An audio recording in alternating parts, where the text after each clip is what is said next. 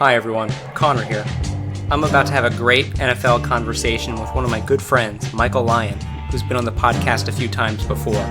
But before we get into that, I wanted to let everybody know that this is the first in a series of weekly podcasts I will be releasing on Fridays throughout the entire NFL regular season, where I'll be talking picks, news, and more with guests. It'll be a ton of fun, and I hope you'll be looking forward to it. Thanks. And here's my conversation with Michael Lyon about Week 1. All right, Michael, so we had a lot of sports going on last night. Serena Williams reaches the final at the U.S. Open. The Astros win 11, 9, and 13 innings. But also we had the start of the NFL season, so that's what we're going to be talking about today. Packers and the Bears. Bears hosting the first game in the NFL's 100th season. This was supposed to be a matchup of two teams competing for that division. The Bears even competing for the Super Bowl maybe, but they did not start out great last night. Yeah, I'd say, to be honest, it was kind of a boring game. People were responding like they're going to actually have to wait 3 more days to see some real football, kind of. It was just like a punt fest, which was fine. It was still good to be in like the NFL spirit again, and the 10-3 score kind of reflects the 100-year anniversary. Yeah, I saw that. It's like a 10-3 game, just like you would have expected in 1920 or whatever. It was good to have a close game, I suppose. There were definitely a few chances. Really any time the Bears had the ball in the second half, we're like, maybe this time. Never could really pull through. They threw one pick in the end zone to Adrian Amos, who got his revenge on his former team. But their offense was dead the whole game. Nobody got more than 6 carries. Nobody rushed for more than 19 yards. I don't even remember the Bears even running the ball, except one, I think, ill-fated fullback dive to Cordell Patterson, which I don't know why they would attempt that, but they did. This game, when you're looking at takeaways from this game, I think you would have to give, both defenses an A in this game. The Bears sacked Aaron Rodgers, I believe, 5 times. The Packers defense, obviously, with the interception late and holding the Bears to just 3 points. Anytime you hold an NFL team to 3 points in the game, it's pretty unbelievable. You would expect Aaron Rodgers to get better. If I was grading it, I still would give him something in like the B- territory. I think he still played a fairly decent game. Didn't make any big mistakes. He was, rushed a lot. His offensive line really struggled, but he still made a couple classic scrambly Aaron Rodgers plays. But the big question mark for me, so we know he's going to get better because he's won MVPs and he's won a Super Bowl, is the Bears offense, because this was supposed to be Mitch Trubisky's kind of breakout year, and they needed him to have a big season if they're going to reach the Super Bowl. But instead, he had a really poor performance, I think. Yeah, he did. Both defenses, going back to the defenses, I agree that both played well. Although if you're the Packers offense, I'm not sure how much confidence you can draw from that, because the Bears offense looked simply incompetent. And if you're the Packers, I'm not sure how much confidence you can walk away from knowing you might have just played a bad team. Aaron Rodgers looked serviceable. I'd say maybe a little bit rusty. He hasn't played in a while, I guess. He didn't play in the preseason. Yeah, or the playoffs last season. Right. Yeah, but still, I think if you're a Packers fan, you can't be anything but thrilled. The Bears were, I believe, a 12-win team in the regular season last year. Obviously, anytime you're playing a division rival, it's going to be a big game. But they steal one on the road for the team that's supposed to win the division. Moving forward, the Packers have, I believe, 5 of their next 6 at home. So there's a possibility that the Packers could really run it up early and get 5-6 wins out of these first 7 games, and then really start to roll in their division. Speaking about the Bears, I don't want to put it all on Trubisky because, of course, he did overthrow quite a few passes, and he just looked generally a little rusty and, kind of unsure of himself out there. They also did have some wide receivers drop a lot of passes. They had more than a few holding penalties. At one point, they were stuck on a 1st and 40, which you almost never see. And again, couldn't get anything going in the rushing game either. So it's going to go on Trubisky, and I do think he had a really poor performance. But the whole offense in general, really struggled. And this is a team that's going to have a top 5 defense. We know that, even losing Vic Fangio, who's now the head coach of the Broncos. But they do get Chuck Pagano, who's another, very quality defensive coordinator, and they still have all the pieces. So, they'll be fine there. And obviously, anytime you give up 10 points to Aaron Rodgers, that's a huge success. But offensively, a lot of questions. So that's, and I think it's funny, all the talk going into this game was kind of on the Bears' kicking situation. They brought in like 9 different kickers in the offseason to try to find one that stuck. They went with Eddie Pinheiro, rookie kicker, never played an NFL game. In my pick for the game, which I called 26-20 Bears, which obviously is very off now, but I think sounded pretty reasonable at the time. I called for them to miss an extra point.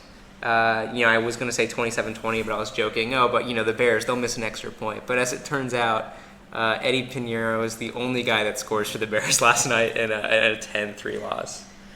They've had their fair share of kicking blunders in the past. Yeah, and there's some great video that you can look up of, kind of Bears, Chicago bars, watch parties, etc., just going absolutely nuts when he makes the field goal. And it's only like a 38-yard kick or something.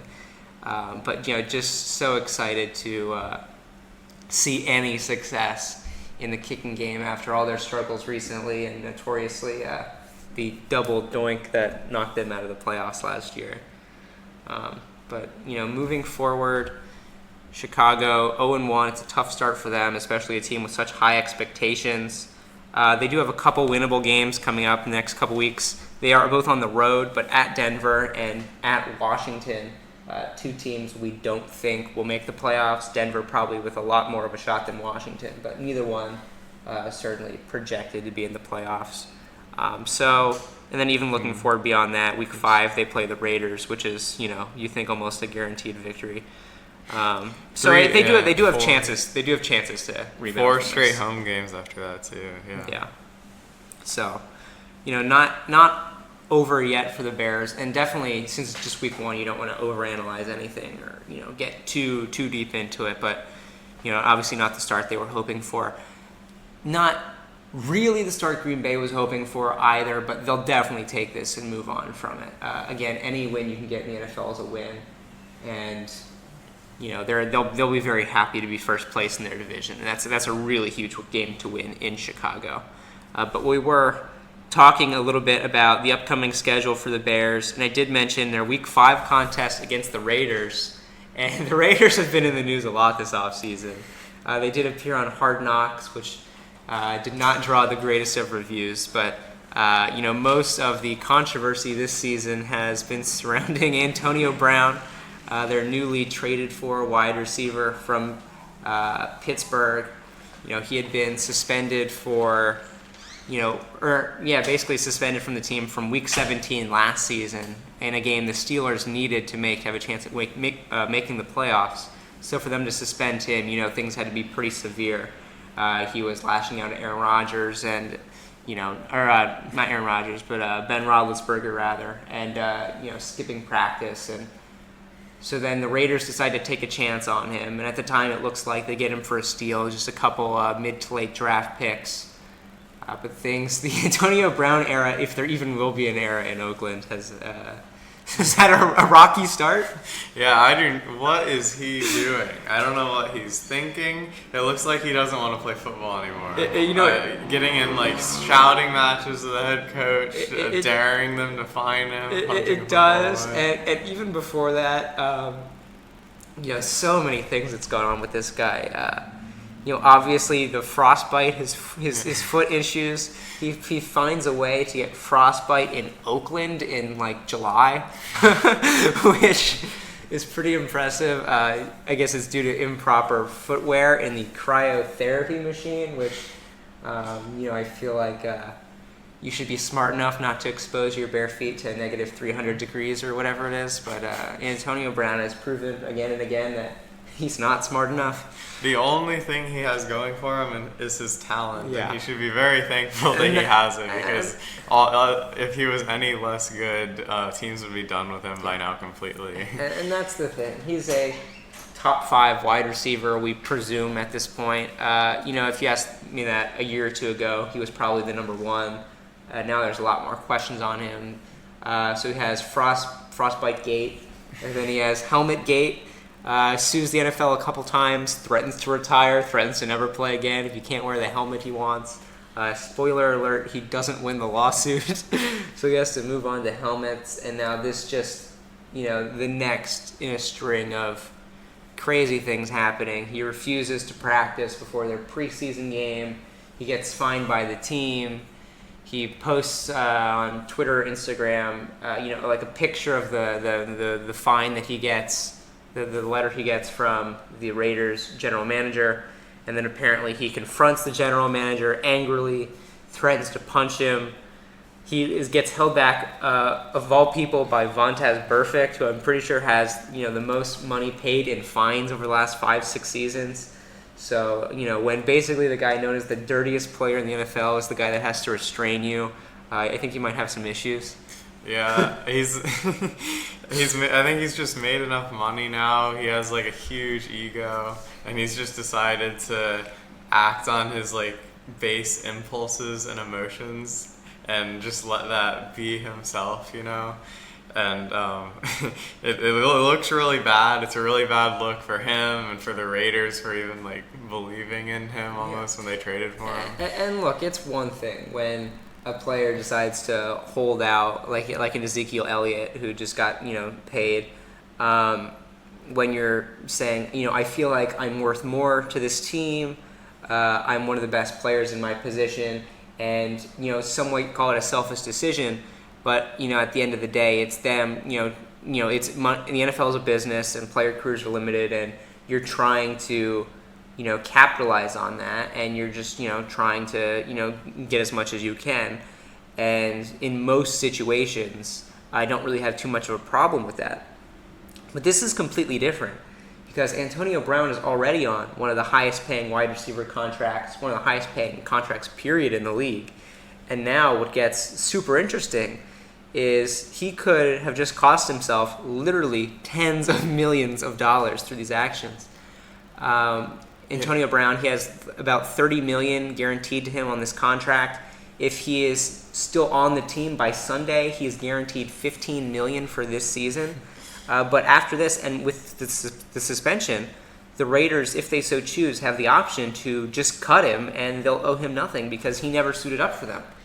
So he might have cost himself a lot of money. So the question, I guess, to ask you is, will the Raiders? I mean, he's going to be suspended for an indefinite period of time due to the CBA. I think the maximum you can be suspended for a conduct violation is 4 games. So he could be suspended for the first 4 games of the season.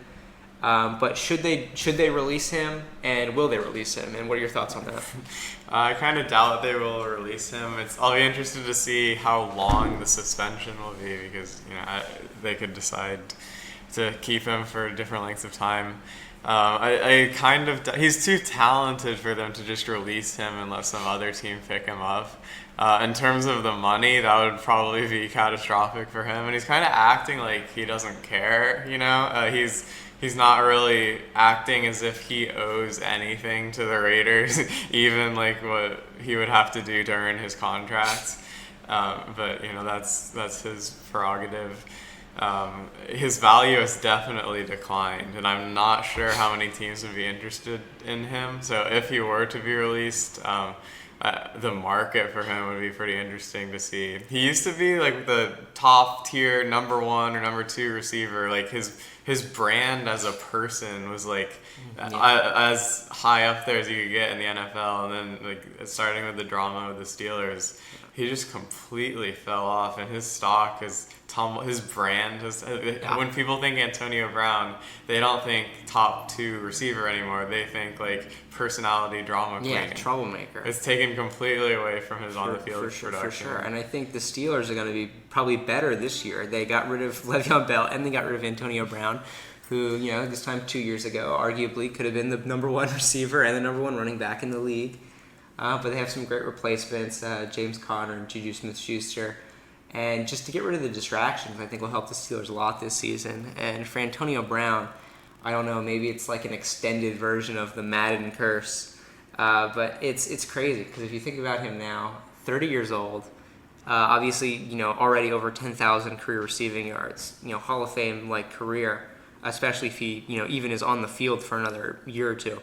But if the Raiders do choose to cut him, again, you're looking at a guy probably past his prime, that's going to command a lot of money, and he's been known to cause a boatload of problems, and he doesn't really seem to care if it hurts the team or even if it hurts his personal brand, because obviously it does, and you're allowed to be upset over things, and you're allowed to try to talk your way through some issues, but he's coming to the GM. He's online. He's posting kind of internal messages and team information, which is always a big no-no. You always want to keep that stuff in house. And then he's making threats to the organization and threats to the people in power, and using physical violence. And obviously, I think the Raiders are right to suspend him, because if they don't suspend him, then it's not okay. It sets a terrible precedent for your organization and for the league as a whole. And it's just, I don't know. I'm not gonna say diva wide receiver or whatever. I'm not gonna try to generalize, but dude seems like he's got a lot of problems. I don't know when we're gonna see him playing for the Raiders. If he's not playing. Obviously the Raiders, we already thought were going to be, a dumpster fire, and Hard Knocks did very little to change that. But even without Antonio Brown, even more so, their offense is really going to be in shambles. Yeah. So not great there. But speaking of controversial, highly paid wide receivers, this news just broke from Rappaport. Earlier in this hour, right before we started recording this show, and that kind of 11 a.m. Central Time, Tyreek Hill has been re-signed or been given a contract extension with the Chiefs, 3 years, $54 million, putting him among the highest paid wide receivers in the league. I know he's behind Michael Thomas by just about a million a year, but can't really think of anyone higher paid, so I think the second highest paid wide receiver now in the league, and obviously he comes with his full share of issues as well, despite the fact that he is one of the highest paid and highest performing wide receivers in the league. So, what do you think about this one? I say good for him in terms of setting a precedent or keeping along with the precedent that Michael Thomas's contract set. I think it's probably about right in terms of his talent. When you talk about speed and explosiveness, Tyreek Hill's right there. Yeah. I know he has this share of and I want to stop you issues. short, because I don't think either of us are going to argue that Tyreek Hill is a great player, or a great person. He's a great player, and I think you're right that his contract pretty accurately reflects his playing ability. If he's going to be on the field, this is kind of what makes sense and kind of what we were heading towards. I think he was at the end of that rookie deal. He's 4 years into the league. Obviously, I don't think he should be playing in the league. I've said a lot that I think he should be suspended, and it's pretty ridiculous that the NFL, continues not to suspend people under these kind of circumstances, but instead they'll go after any guy that smokes weed or whatever. And the NFL has its whole host of problems. But just looking from an on-the-field perspective, fastest guy in the league. Literally anytime he touches a ball, it can turn into a touchdown. Pat Mahomes is already as good as he is. But with Hill, it's kind of just a cheat code. About 1,500 yards, a dozen touchdowns, just receiving last season. He runs the ball, he returns kicks, he does everything. Off the field, it makes it kind of interesting. I do want to note that, because I think this is important, that his contract is only for 3 years, whereas the Michael Thomas deal was for 5 years. So perhaps that is reflected a little bit in the fact that they think that he is a higher risk player, which I think is obviously the case. And if Antonio Brown gets another deal anywhere, I can't imagine him getting more than 1 or 2 years. Age plays a part of that part in that as well.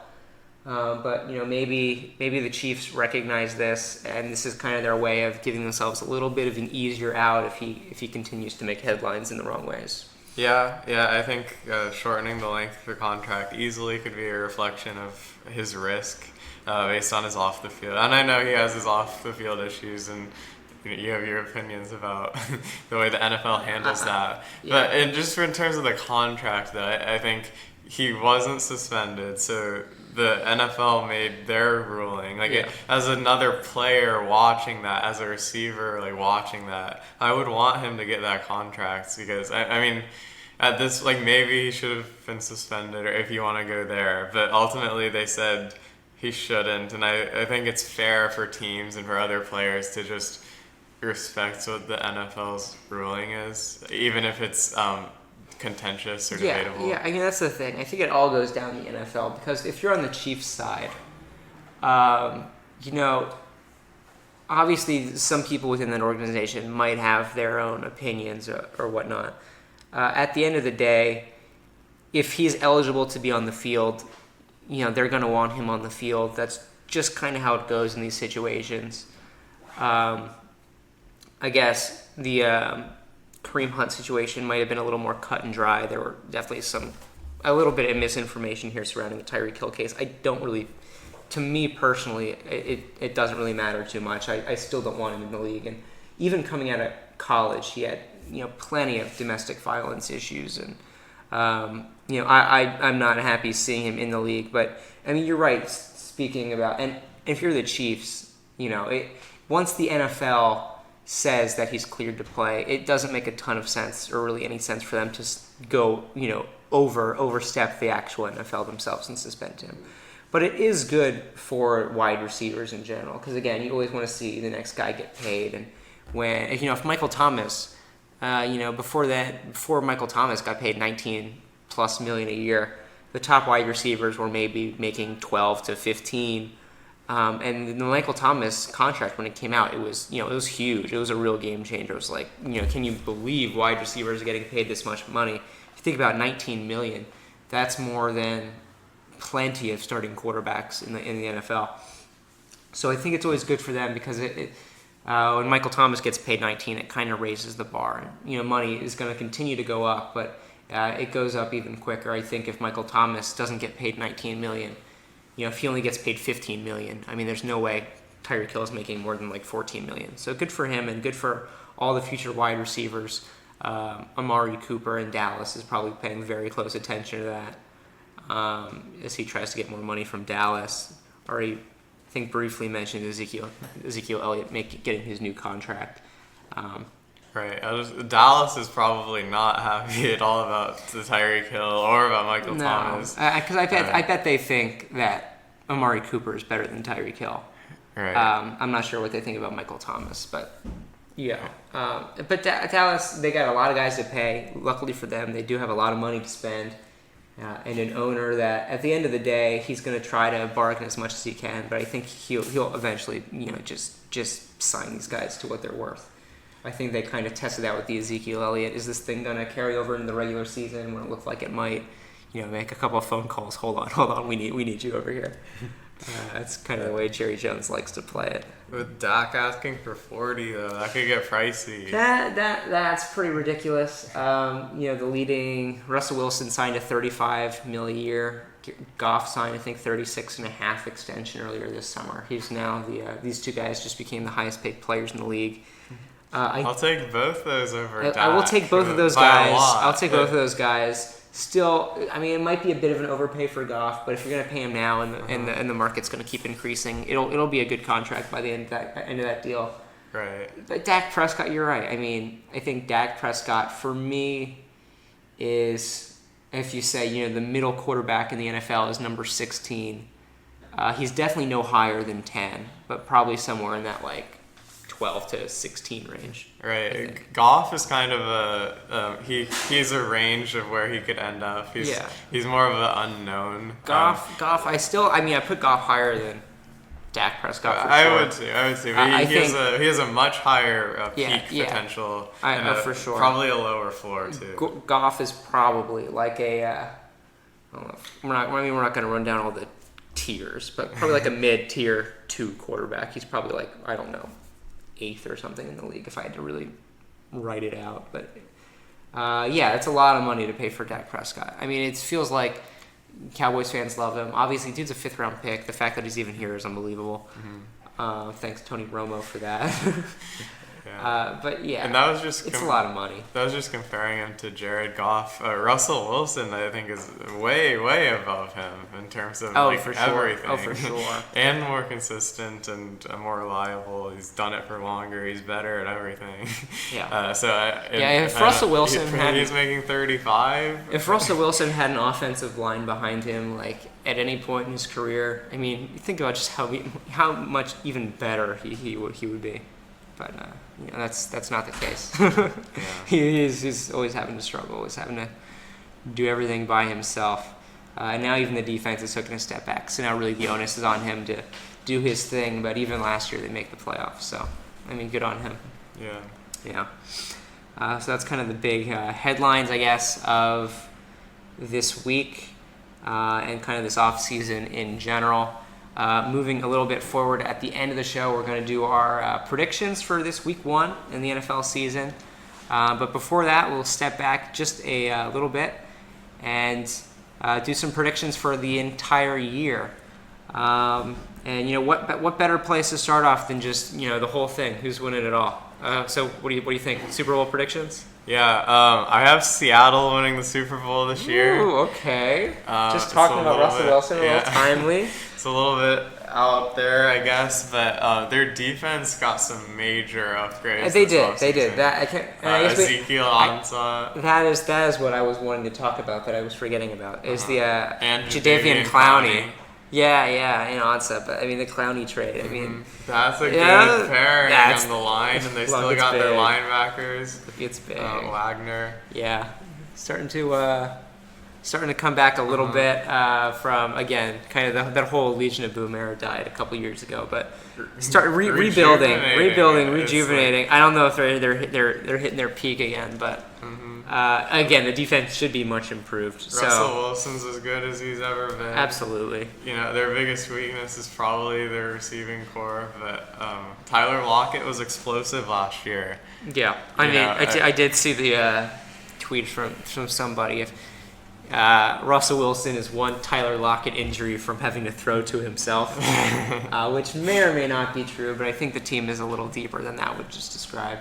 But yeah, I mean, obviously the Seahawks, I have them slotted at number 8 in my weekly power rankings, which you can find on my Medium at Connor Grohl. Every week we do power rankings on Wednesday, picks on Thursday. But yeah, so definitely a bit of a sneakier pick, I think. If you're talking the NFC, obviously the Rams are going to be the favorite. Got teams like the Saints and the Eagles and the Cowboys. I would say the Bears, but after this week we don't really know about the Bears. But Seahawks are definitely in that mix. And do you think they're going to make a wild card run, or do you think they can beat the Rams in that division? I can see them beating the Rams in the division. I can see the Rams taking a little bit of a step back in terms of record. For me, I think it's a little likelier that the Rams, if the Rams, record, this is going to test me. I think the Seahawks won 10 games last season and the Rams won like 13. I think it's more likely that they kind of meet at the middle at like 11 than anything else. I think the Rams... I mean, it's very hard to get better from 13 games. I think the Seahawks will probably be a little more consistent. I don't know if they're going to get too much better personally, but I can see the Rams definitely going back a couple games. I see the Seahawks winning 12 and the Rams winning 11. That's fair. Yeah. The Seahawks are... I don't know. I have a good feeling about them this year. And I mean... They have some rookie receivers that they're, excited about internally. DK Metcalf. Yeah, I mean, it's hard to objectively phrase those guys, but they seem to be excited about it internally. Yeah. They have 2 serviceable running backs that they've used before. Nothing to be ashamed of there. No. Russell Wilson can carry some of their rushing load as well. He's that good. I think he's an MVP level candidate. Yeah. Seahawks. I mean, I guess we're spending a lot of time talking about the Seahawks. In reality, it's not that bold of a prediction. It's a bolder prediction, but it's not like if you didn't just tell me you think it's going to be the Lions out of the NFC. Then we would have had to talk a little bit more. But AFC, and I'll take the Seahawks Patriots. Patriots. I like the Patriots to run it back in nice the rematch. AFC. It would be a nice rematch from the Marshawn Lynch debate. 1-yard interception. But Tom Brady, I like him to do. Why not at this point? He hasn't shown you why not. So until you see them fail, I guess I'm just gonna roll with it. In terms of the AFC, their division is so weak. They're likely to get another first-round bye, and then it's just a couple of games from the Super Bowl. It's kind of ridiculous how it happens every year. And you're right, like Tom Brady's 42 years old, and he's still the number one team in the league. And you're right. You're right when you say we just keep picking the Patriots until they start losing. Like, part of me wonders, like, we're going to be doing this podcast in 3 years. Tom Brady's 45. He has 8 rings now. It's like they're still number one in the power rankings. So at some point, like, it's got to stop, right? But no, I mean, so. Perfectly reasonable choice. I think they're number one in my power rankings, obviously. I mean, I tend to just leave the Super Bowl champion number one for the first week regardless. But yeah, they're up there in the odds. I think it's either them or the Chiefs that's number one in the betting odds. And I think depending on where you look, it's very different. But both are, I don't know, in that like 7-1-ish, 6-7 range. Speaking of the Chiefs, they are going to be my Super Bowl pick. I am going Kansas City. Obviously, you would think that Mahomes couldn't possibly be as good as he was last season, but he's still got all the targets. Tyreek Hill just signed the big deal. They do lose Kareem Hunt, but not really worried about them in the rushing game. And they just picked up LaShawn McCoy to kind of give them a little bit of an extra possible boost.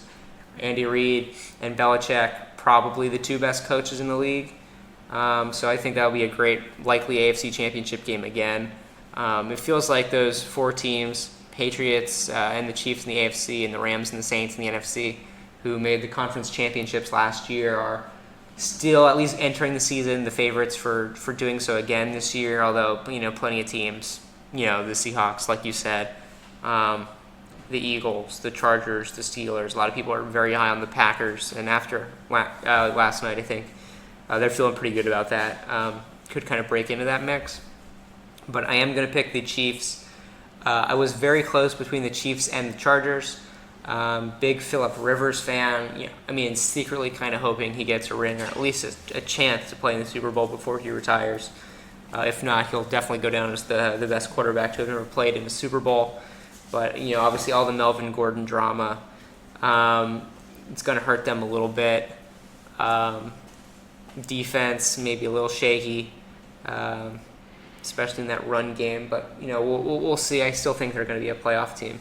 But Chiefs for me out of the AFC, out of the NFC, I'm going to go again another very close decision. I'm going to go with the Saints. So I guess I'm going to say the 2 teams that lost in last year's conference championships actually get the deal done and head to the Super Bowl. So I will go Chiefs over Saints, which should be an incredible matchup. Should be a ton of points. It would be so much fun. And Drew Brees again at 40, a lot of really old quarterback in these top teams.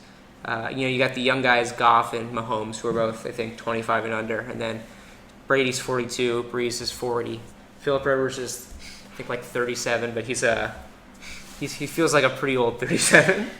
That's interesting. But yeah, my biggest questions would be: do you trust the Chiefs' defense enough? Yeah, because at some point they're going to have to beat Tom Brady. Yeah. Right? Is kind of the assumption. And they're going to have to play like multiple good offenses in the playoffs. Yeah, you're right. You're right. There is, just thinking about who might be the playoff teams in the AFC, it could very likely be the Chiefs and the Chargers out of that AFC West, the Patriots in the East, the Texans in the South, and in the North it could be the Steelers and the Browns. Like, that's a very possible 6 teams from the AFC in the playoffs. And if that is the case, all 6 of those teams really, really capable on offense, which is, it just does feel like they have at that top half of the AFC. So many good offenses. Where maybe in the NFC, some of the really, I was gonna say, the Bears I guess are struggling, but how much can we smack talk the Bears after just one game? But really, a lot of good offenses around the league. Now that I'm looking at it, but you're right. The hope obviously when you're picking the Chiefs is just that like Mahomes outscores everybody, and it doesn't matter if they allow 49 if we score 52. You're right. They're going to have to make some improvements, and I do think they will be able to do so, get a little bit better, get some more chemistry around that unit, and I think the defense knows they have to step up because when you do have one of the greatest offenses that we've ever seen, and you're still not getting to the places you want to be. It's a little bit of pressure. They're going to be faced with a lot of pressure to step up this year, so I think a lot of it will come down to will they be able to get themselves together and live up to that. Yeah, we'll have to see it. They're gonna have to be better than last year, though. And then for the Saints, they lost Mark Ingram. They did. Their defense maybe it was good, but maybe overperformed compared to where people thought they would be last year. And so I don't think that's as easy to transfer to this year in terms of where you expect them to be. I still think they have obviously Kamara and Michael Thomas is an amazing 1-2 punch. They did pick up Latavius Murray to kind of fulfill a similar kind of role to Mark Ingram. I'm not sure if I would say Latavius Murray is a better player, but I think it's a relatively similar situation going on in their backfield. And I do like the Saints to we're used to the Saints playing these shootout type of games, but I do think they'll be a little more controlled this season. Definitely try to slow things down a little bit, focus more on that run game, focus more on that short passing game, just be a really efficient team. And defensively, I do think they've been much improved recently until they show me otherwise. Again, I do think the Rams will take a little bit of a step back this year. I'm not completely sold on the Eagles. Carson Wentz's health gives me some question marks. The Cowboys, at some point, with this group of players, you feel like they're destined to kind of make a deep run, but until it happens, there's always going to be these lingering questions over whether they can do it in the playoffs or not. For me, I just think it could be a lot of teams coming out of the NFC. I think the Saints, I like them a little more than anybody else at the moment. So those are going to be the Super Bowl predictions. I'm going Chiefs over Saints. Michael, you're going Seahawks over Patriots in a rematch of the Malcolm Butler interception game. But moving on, so those are our Super Bowl predictions. But do you have a surprise team this season? A team maybe not expected to make the playoffs, maybe not even expected to. We're looking at my power rankings from Week 1. Maybe outside of the top 10 or even the top half that you think could make the playoffs and could do some damage. Yeah, I do. I think people are underrating the Panthers a little bit. Okay. I see potential there with Christian McCaffrey really being like as on top of the running back game as anybody right now, maybe outside of Saquon Barkley. Cam Newton has had his fair share of ups and downs in his career, but I think he's proven that he can be good. He can play at an MVP level because he's won an MVP. He's taken his team to the Super Bowl. He's put up good numbers. And he's had injuries. He's had whatever. So there might be questions about whether he doesn't have it as much anymore or whether those injuries have detracted. But I can put my confidence enough in him that I think the Panthers could surprise some people with a strong running game, strong quarterback, and a good enough defense to make some noise maybe. Yeah. With Luke Kuechly, one of the best linebackers in the league. Yeah, I mean they got some of those guys, Kuechly and Olsen. Like if they can stay healthy, it's getting a little older. Right. And Cam is getting. I mean he's still probably 30, 31, so he's not that old. But for that kind of quarterback, I think he takes a few more hits than the average guy. But the Panthers, a team that could definitely return to form, will be interesting. I could see them fighting, especially with Atlanta in their own division, kind of for that second spot in the NFC South that could turn into a wild card position for sure. I'm gonna switch conferences. I'm gonna head to the AFC, And I'm going to talk a little bit about the Jacksonville Jaguars, who I think have enormous potential this season to surprise people. They had the breakout performance 2 years ago, all the swagger, all the Jalen Ramsey picking off passes, showing off. They were one of the top defenses in the league. Then last year, and a team that coming into last year, a lot of people thought could be that team to finally take the Patriots off, take them down a notch, and take over in the AFC. Obviously, that did not end up being the case, as it was kind of a disastrous 2018 for them, only winning 4 games. Yeah, I like that one, Connor. Yeah. Nick Foles is like a Super Bowl. There's a lot of people disagree on where he is exactly right now. Yeah, where he is in all the quarterback kind of tiers or whatever. He's pretty wide-ranging, I'd say. He can be a top 10, and he can be towards that bottom 10 as well. Depending on the game, the week. Realistically, I think Foles can probably play about as an average quarterback in this league. But however, I do think that even that will be an improvement over Blake Bortles. Right. The Blake Bortles experiment did not go too well. He's now backing up Goff in LA. And then moving past Nick Foles himself, I think this defense will be a lot better than it was last year. I do see a return to form for Jacksonville, and I think almost more importantly than anything else is the fact that Andrew Luck retired early. The Colts were maybe joint favorites, maybe the favorites in that division with the Texans. So with Andrew Luck going down and just retiring from the league entirely, the Colts take more than a few steps back. Probably only looking at a 5 or 6 win team there. The Titans. It's going to be a humongous year for Mariota to kind of determine where the future of his career is heading. But personally, not a big believer in Mariota either. I think the team that's going to challenge the Jaguars in that division will be the Houston Texans. But the Texans have had a bit of disorder over recent weeks, making some trades, making a lot of noise. A lot of people are not sure what they're doing over there. Obviously, still have the talent to win that division. But I think if you're going to pick any team, particularly of the ones that finished last in the division last season, I think the Jaguars are the team to pick.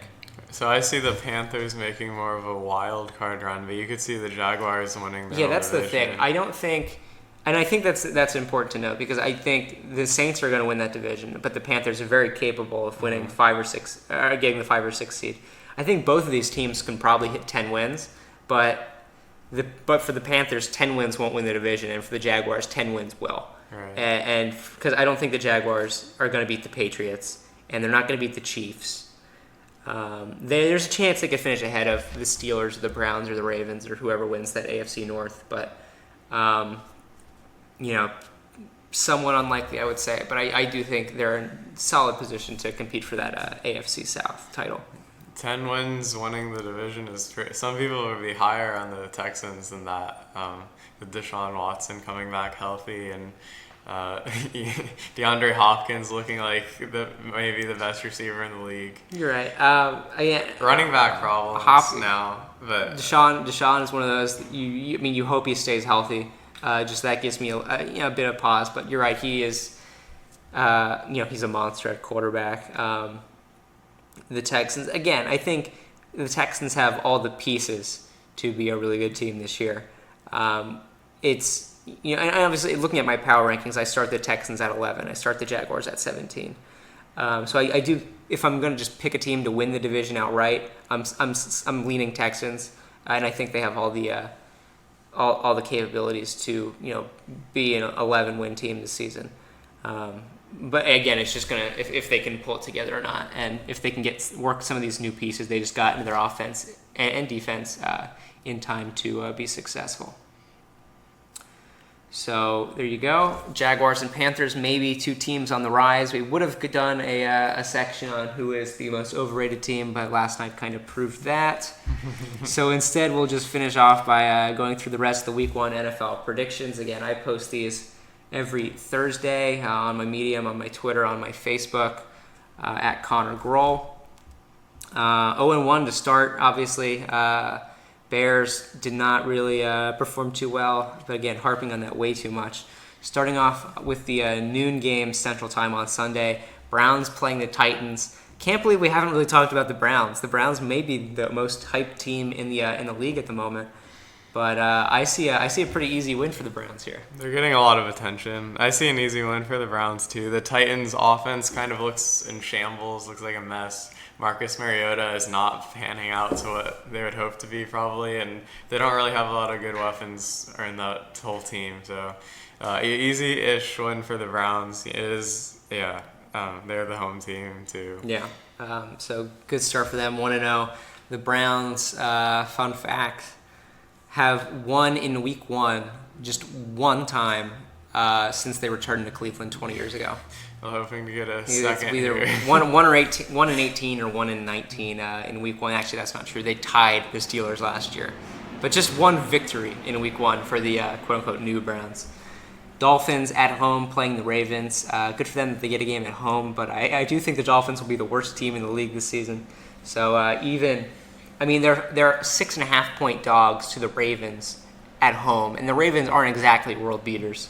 But regardless, I'm fine giving the points, and I'm going Ravens 23-14. The Ravens have good enough of a defense to hold the Dolphins to a goose egg, so I'll have to agree. They could very well just goose egg the Dolphins. Next up on the list, one of, I think, the best matchups of the week. The Vikings home to the Falcons. A game, I think a lot of points are going to be scored. I think it could go either way. I am going to lean with the home team Vikings. I'll go Vikings too. I like their receiving core. I like their defense better than I like the Falcons' defense by maybe quite a bit. I think I would like most defenses more than I like the Falcons' defense. Right. So for that reason, I'll go Vikings.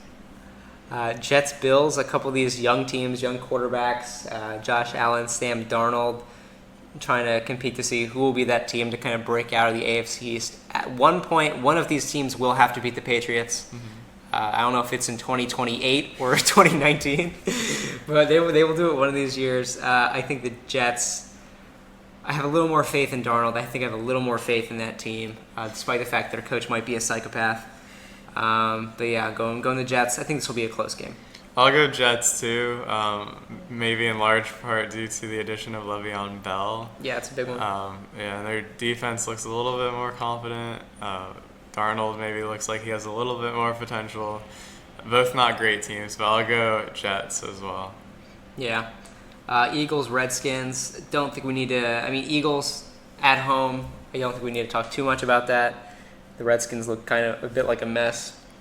Yeah. I'm not sure if Case Keenum is the savior there. Eagles are big favorites at home, and they should be. So here is, I think we've gone the same on every game so far. Mm-hmm. Here is where I think we might defer, knowing your breakthrough pick. The Panthers at home against the Rams. Rams are 2-point favorites on the road. I will take the Rams. I have a feeling you're going to go different. Yeah, I'll take the Panthers in this one. The Rams had a longer season. Christian McCaffrey is primed to be better than Todd Gurley this year, which is not something that people were thinking last year. Yeah. I'll take Panthers at home, and the spread's close too, only 2 points. It is close. Another game, the spread maybe a little bit closer than you would expect based off of just last year's results. Chiefs favored by 3.5 against the Jaguars, and maybe these lines have changed a little bit since yesterday, but only maybe a half a point or so. But the Jaguars are at home, and I did pick them as my kind of breakthrough team. But I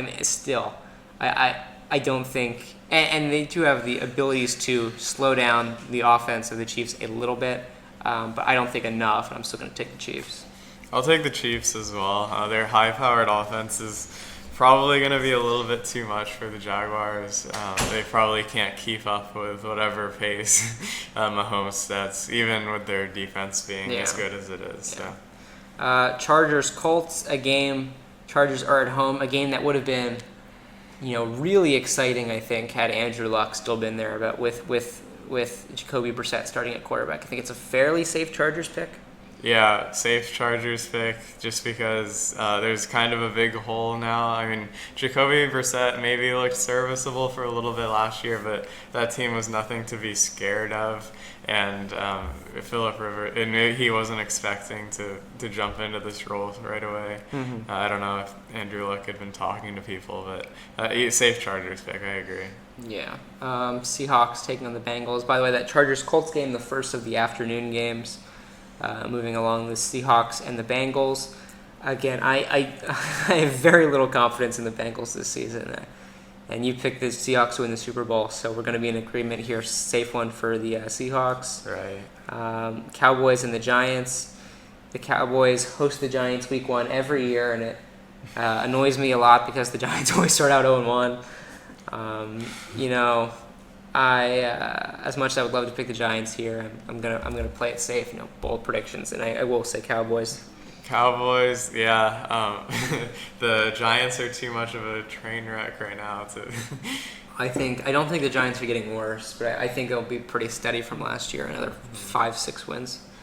Right. Cardinals and the Lions. This is actually an interesting one. Lions favored by 2.5 on the road. I think the Cardinals came in at number 31 in my power rankings, so obviously a team I don't have a ton of confidence in. But I still am going to take the Cardinals to win this game by just a point at home.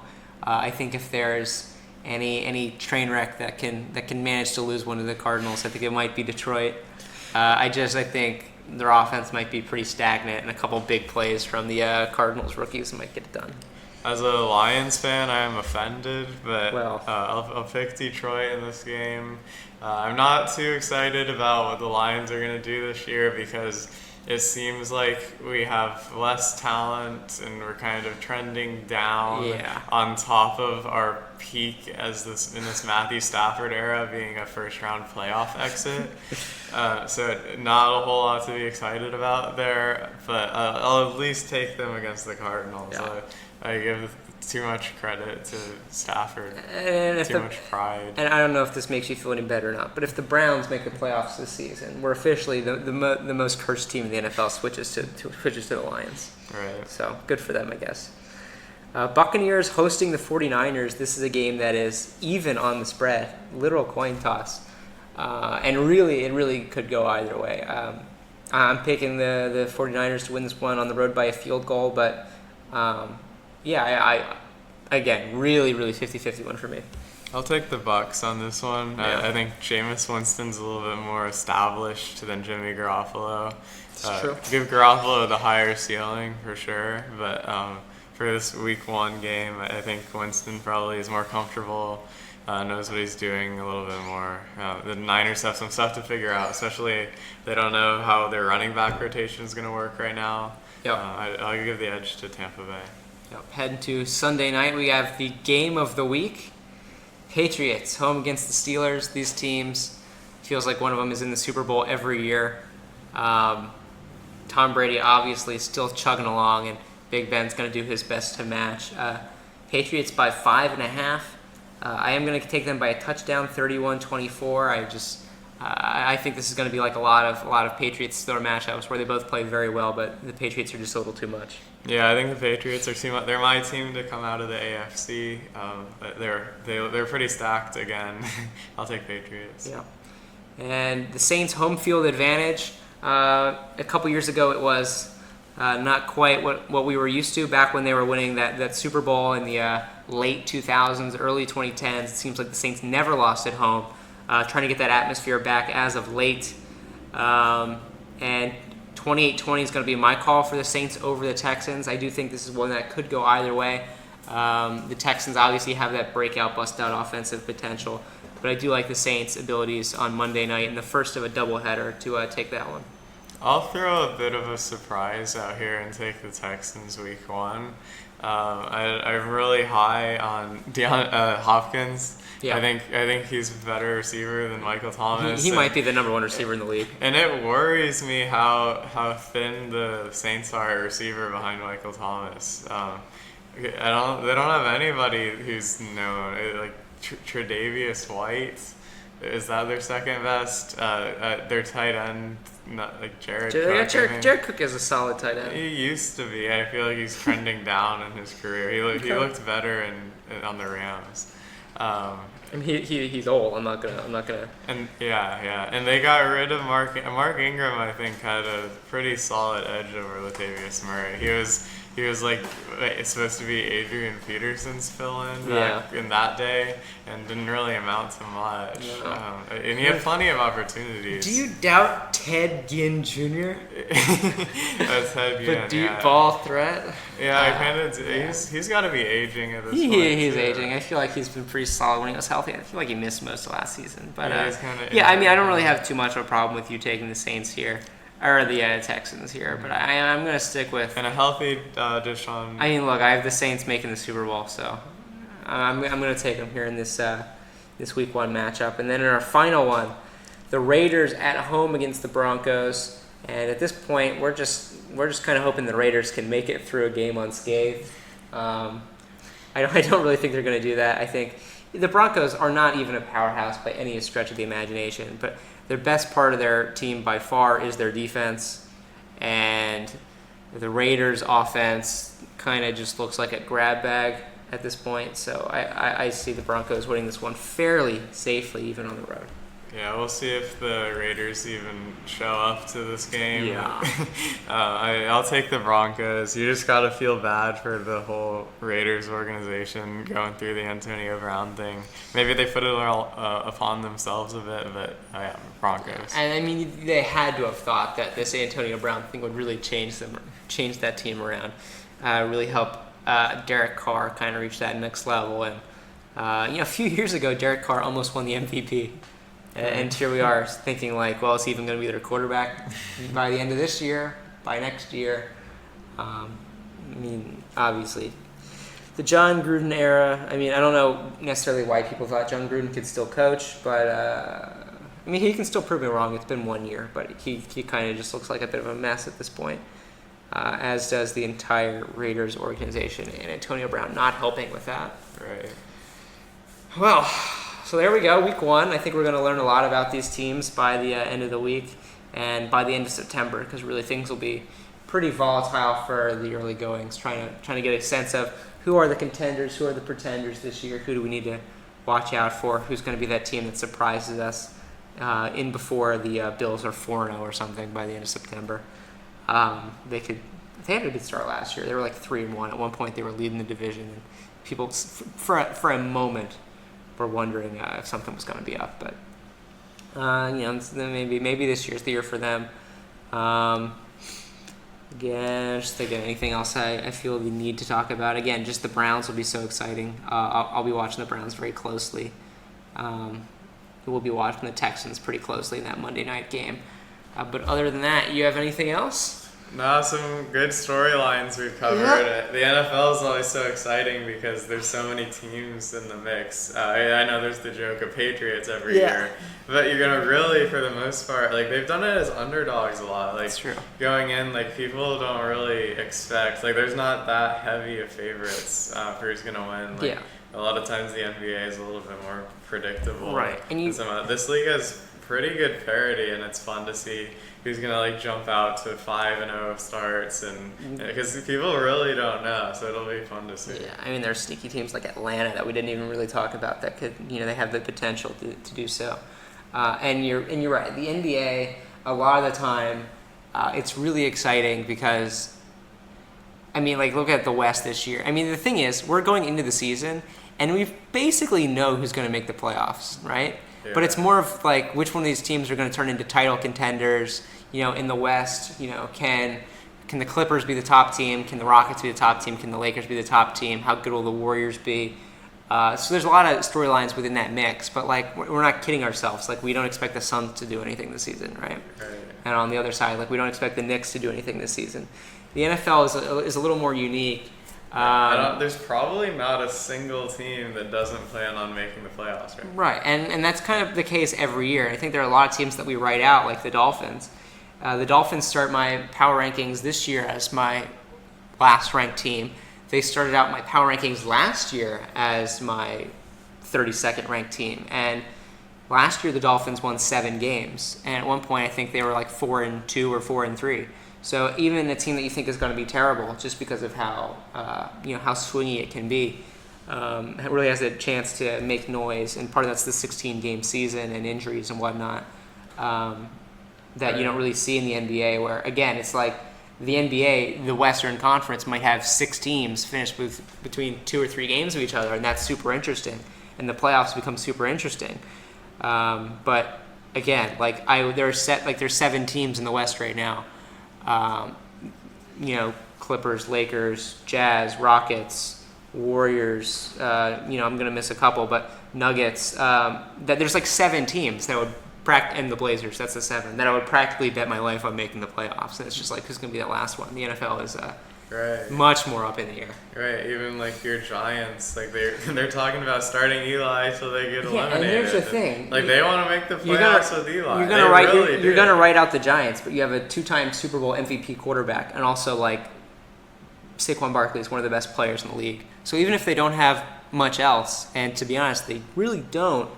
Saquon Barkley is good enough to win them some games. So who knows? If the Giants start out like 3-1, all of a sudden people are gonna oh my God, here comes the Giants. Right. So it's been great having you on the show. I'll try to get back with you pretty shortly and talk about more of the NFL as it continues to chug along. But until then, it's been great having you. And you have been listening to the Connor Grohl Sports Podcast. And have a great week 1, everybody. Watch as much football as you can. And go Texas tomorrow against LSU. Welcome.